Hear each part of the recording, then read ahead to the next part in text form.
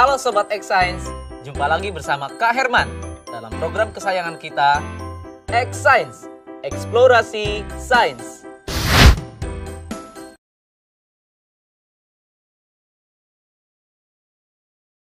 Adik-adik, pernahkah kalian bekerja bakti membersihkan kelas bersama teman-teman?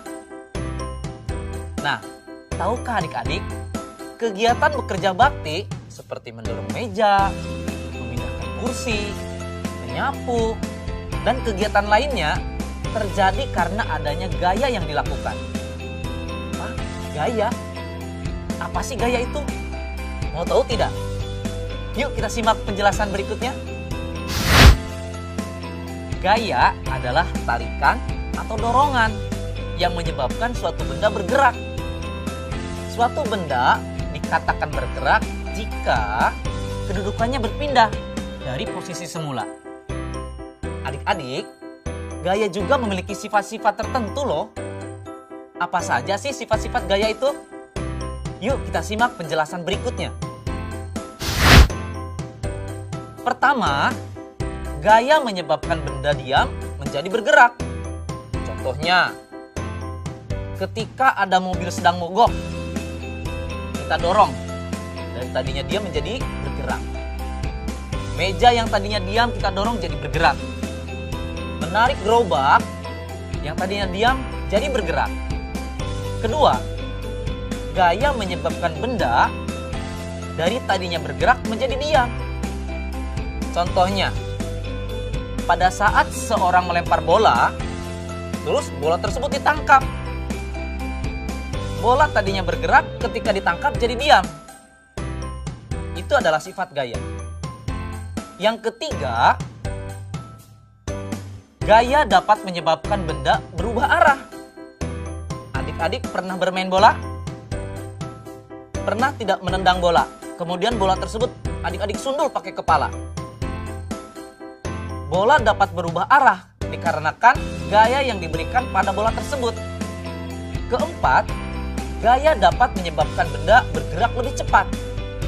Coba acungkan tangan, siapa yang memiliki sepeda di rumah? Pernahkah adik-adik bermain sepeda? Ketika adik-adik menekan pedal sepeda semakin keras, maka kecepatan sepeda adik-adik akan bergerak jauh lebih cepat. Kelima, gaya dapat mengubah bentuk benda. Ini lebih ekstrim adik-adik, contohnya. Pernah nggak adik-adik melihat mobil tabrakan? Badan mobil yang tadinya bagus, mulus, ketika menabrak sesuatu, maka dia akan hancur atau bentuknya jadi berubah.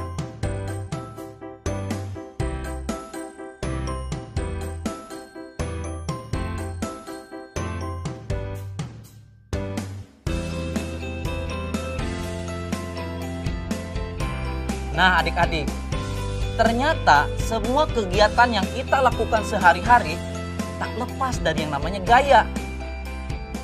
Udah bukan belajar sains? Saatnya kita bernalar. Yuk, mari kita bernalar ya. Manakah yang benar dari pernyataan berikut ini? A. Kotak A didorong lebih jauh karena gaya yang diterapkan lebih besar. B.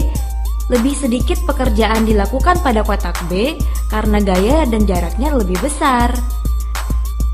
C. Semakin besar jumlah gaya yang diterapkan ke kotak, semakin jauh jarak yang didorong.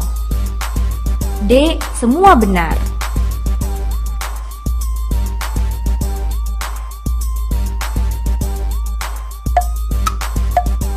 Bagaimana Sobat X Science? Sudah tahu jawabannya? Kalau belum, yuk kita simak penjelasan berikut. Jawaban yang tepat adalah pilihan yang C, yaitu semakin besar jumlah gaya yang diterapkan ke kotak, semakin jauh jarak yang didorong. Karena besarnya gaya berbanding lurus dengan besarnya perpindahan. Gaya 60 Newton lebih besar daripada gaya 40 Newton. Makanya, semakin besar jumlah gaya yang diterapkan ke kotak, semakin jauh jarak yang didorong.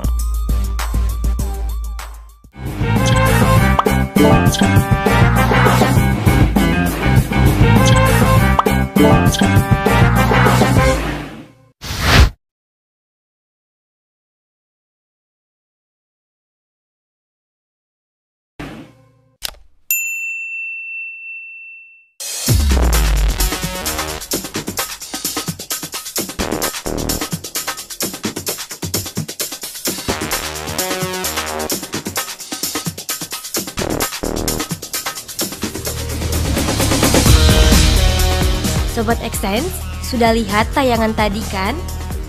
Nah, menurut Sobat Xsense, gaya apa yang berperan pada mobil kren sehingga bisa menarik logam besi, dan gaya apa yang terjadi saat seorang anak menjatuhkan bola dari ketinggian?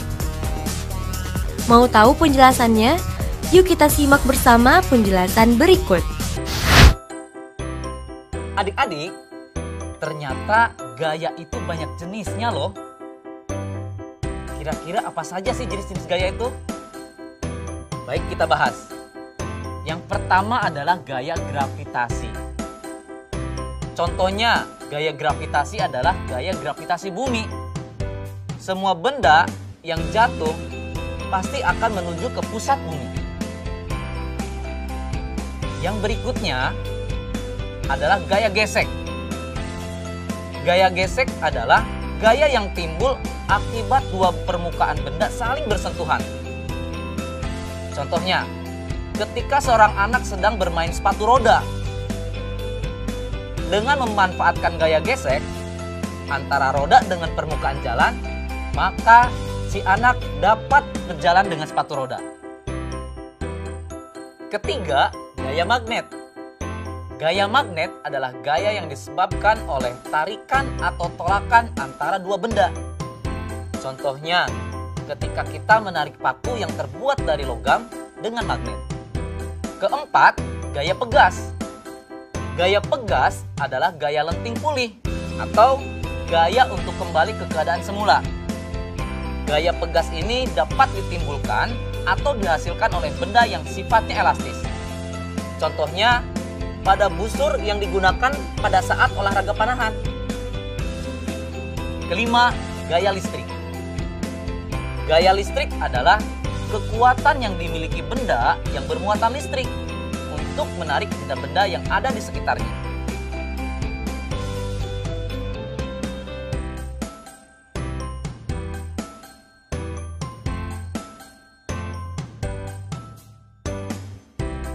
Bagaimana adik-adik? Mudah kan belajar sains? Saatnya kita bernalar. Yuk, mari kita bernalar ya. Rai menerbangkan layang-layang. Kemudian ada angin yang bertiup sangat kencang sehingga mengganggu terbangnya layang-layang Rai. Nah, Sobat Xsense, pertanyaannya adalah: pertama, pada tayangan tersebut, huruf mana yang menunjukkan gaya gravitasi yang bekerja pada layang-layang? Kedua, huruf apa yang menunjukkan kekuatan menarik yang diberikan Rai pada layang-layang tersebut? Ketiga, pada kekuatan angin meningkat, namun layang-layang itu tetap di tempat yang sama. Apa yang terjadi pada kekuatan menarik yang diberikan Rai?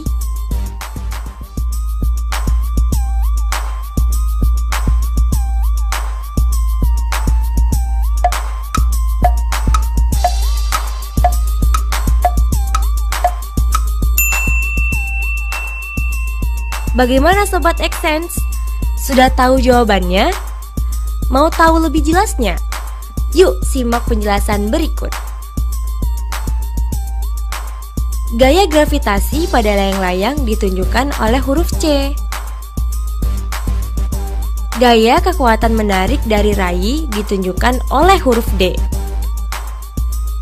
Kekuatan menarik Rai harus diperbesar sehingga akan sebanding dengan gaya angin kencang yang menghadang layang-layang tersebut.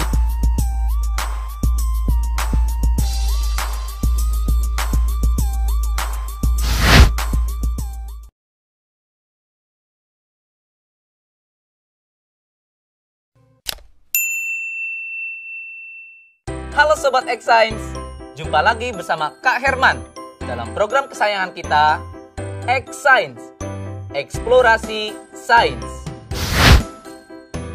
Adik-adik, sudah tahu kan bahwa magnet itu dapat menarik benda yang terbuat dari logam, seperti besi dan baja.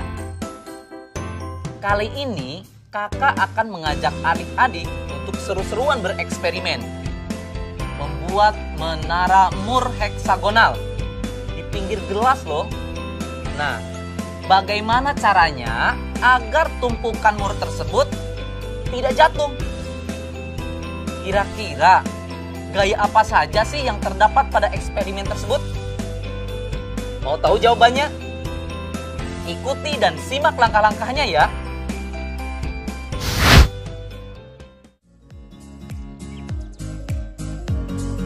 Sebelum memulai, terlebih dahulu kita siapkan bahan-bahannya ya, yaitu Moore yang berbentuk heksagonal, kaleng minuman soda, gelas kaca, magnet, dan penggaris.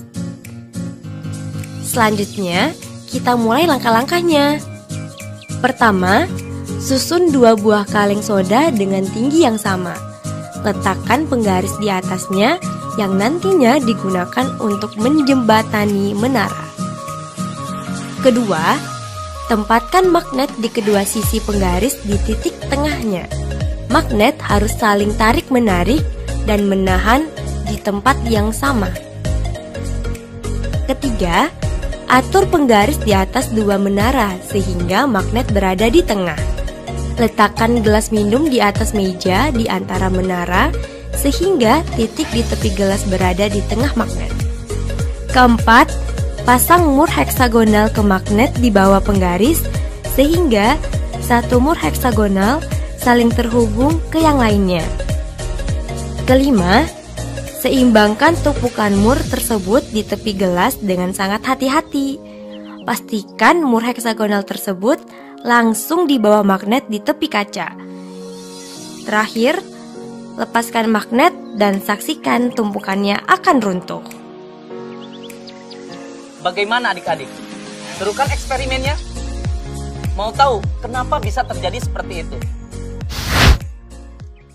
Saat memasang tumpukan Moore di bawah magnet pada tepi gelas, gaya magnet akan menarik Moore tersebut. Sementara pada tumpukan Moore, karena ada pengaruh gaya magnet, mereka akan mengembangkan medan magnet dalam Moore itu sendiri. Medan magnet pada Moore ini sifatnya lemah, namun akan tetap ada setelah kita melepaskan Moore dari magnet. Bidang lemah ini hanya cukup untuk menarik Moore ke medan magnet di atasnya yang jauh lebih kuat. Ketika pengaruh gaya magnet kita angkat atau kita hilangkan, secara perlahan medan magnet pada Moore ini akan menghilang dan gaya gravitasi akan menjatuhkan tumpukan Moore tersebut. Jadi, gaya yang berpengaruh pada eksperimen tadi adalah gaya magnet dan gaya gravitasi.